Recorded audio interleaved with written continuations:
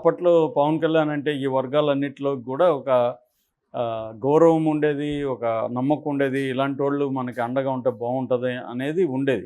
అటువంటివి ఇచ్చాడు. దాని తర్వాత చెగువెరాతో ఐడెంటిఫై అవ్వడం, చెగువెరా ఇది బొమ్మ పెట్టుకొని మాట్లాడడం, చెగువెరా తనకు ఆదర్శం అవ్వడం, ఇవన్నీ చెప్పేవాడు.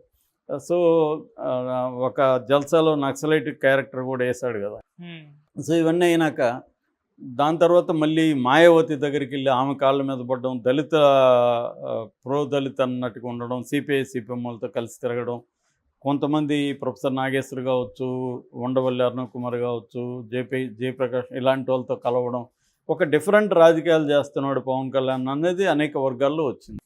అక్కడి నుంచి మెల్లగా అతని జర్నీ చూసుకుంటే ఇవాళ కాషాయ బట్టలు, ఒక రకమైన బట్టలు వేసుకొని వ్రతాలు చేస్తూ, మెట్లు గొడుగుతూ, సనాతన ధర్మం కావాలని చెప్తూ ఈ స్థాయికి వెళ్ళిపోయాడు. అంటే ఎక్కడో లెఫ్ట్లో, ఎక్స్ట్రీమ్ లెఫ్ట్లో స్టార్ట్ అయ్యి ఎక్స్ట్రీమ్ రైట్కి వెళ్ళిపోయాడు అని ఇతని మీద జోకులు వేస్తున్నారు విపరీతంగా. ఇతను ఒక జోకర్ లాగా మారిపోయాడని సెటైర్లు వేస్తున్నారు. మరోపక్క బాధగా కూడా పెడుతున్నారు. ఏంటి ఇట్లా మారిపోయాడు అన్నట్టుగా కూడా పెడుతున్నారు. ఇది నిజానికి తెలుగుదేశం వాళ్ళు కూడా దీన్ని ఓన్ చేసుకున్నట్టు కనబడలా. పవన్ కళ్యాణ్ సభకు కూడా తిరుపతిలో బీజేపీ వాళ్ళు వచ్చారు, జనసేన వాళ్ళు వచ్చారు తప్ప తెలుగుదేశం ఇంపార్టెంట్ నాయకులు ఎవరు ఆయన సభలో, వారాహి సభలో కనబడలా. తర్వాత కూడా పవన్ కళ్యాణ్ సపోర్ట్ చేస్తూ తెలుగుదేశం వాళ్ళు ఎవరు కూడా రంగంలోకి వచ్చి మాట్లాడుతున్నట్టు కనబడలేదు. వాళ్ళకు కూడా ఇబ్బందిగానే ఉంది. ఎందుకంటే చంద్రబాబు ముందు నుంచి కూడా మైనార్టీలను దూరం చేసుకోవడం ఇష్టం లేదు. ఆయన బీజేపీతో రాజకీయంగా పొత్తు ఉంది తప్ప ఐడియాలజికల్ పొత్తు అనేది చంద్రబాబుకి ఎప్పుడు లేదు. అంటే చంద్రబాబు మతత్వవాది కాదు ముందు నుంచి కూడా. ఆయన ఎంత లేదన్నా ఆయన లౌకికవాది.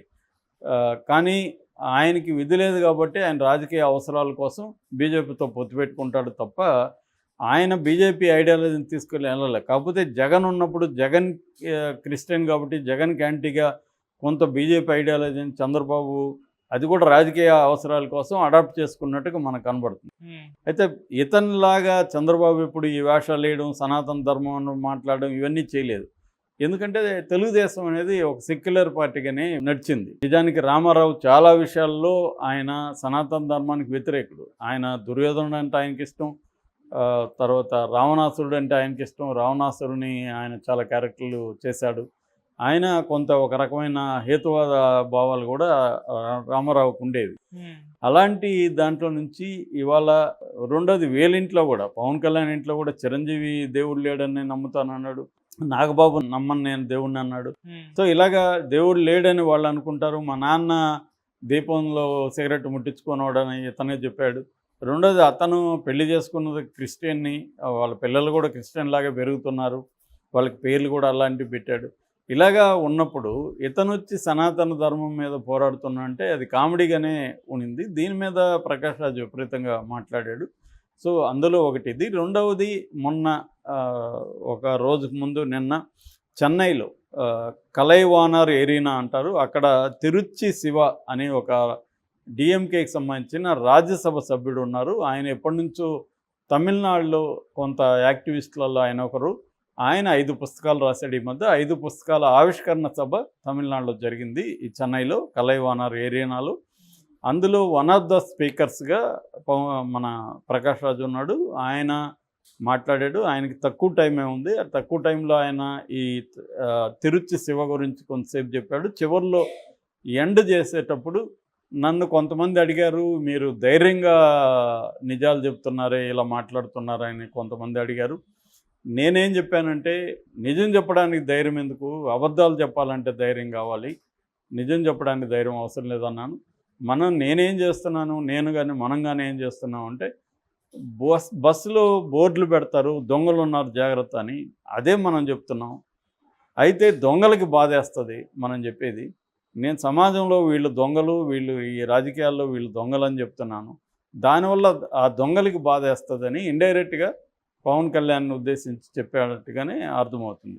అంటే పవన్ కళ్యాణ్ దొంగతో పోల్చాడా అనేది విమర్శ మొదలైంది పవన్ కళ్యాణ్ వైపు నుంచి. సో ఆయన అది చెప్పాడు. రెండవది, నేను రాజకీయ నాయకుడిగా మాట్లాడలేదు, నేను ఒక నటుడిగా మాట్లాడుతున్నాను. నటుడిగా మాట్లాడితే అది రాజకీయం అయిపోతుంది. నేను మాట్లాడుతుండేది నటుడి వాయిస్, ఒక ఆ వాయిస్లోనే కానీ ఆ కుర్రలు అంటారు తమిళ్లో. నేను తమిళ ఉపన్యాసం మొత్తం విన్నాను. ఆ కుర్రలు అనేది అరసు కుర్రలుగా అయిపోతుంది. నేను కలంజర్ కుర్రల్లో మాట్లాడుతున్నాను, అంటే నటుడు కూడా గొంతులో అనేది ఆయన అన్నాడు. అట్లాగే లాస్ట్లో పంచిలాగా డిప్యూటీ సీఎం అయిన దానికి ఆయనకి అభినందనలని తన స్టాలిన్, ఉదయనిధి స్టాలిన్ చూసి చెప్పాడు. మన డిప్యూటీ సీఎం ఏమో సమానత్వం గురించి మాట్లాడతాడు, ఇంకొక డిప్యూటీ సీఎం ఉన్నాడు ఆయన సకారంలో మాట్లాడతాడు. సో అది తేడా అనేది కూడా ఆయన చెప్పాడు. సకారం అంటే సమానత్వం, సనాతనత్వం. దీన్ని తర్వాత ఆయన ఒక ట్వీట్ కూడా చేశాడు, మేము సమానత్వాన్ని గురించి మాట్లాడుతున్నాం, నువ్వు సనాతన ధర్మాన్ని గురించి మాట్లాడుతున్నావు అన్న కామెంట్ కూడా పెట్టాడు. అంటే అట్లాగే నువ్వు సనాతన ధర్మాన్ని గురించి పోరాడు, మేము ప్రజల గురించి మేము పోరాడతాం అని కూడా పవన్ కళ్యాణ్ చెప్పాడు.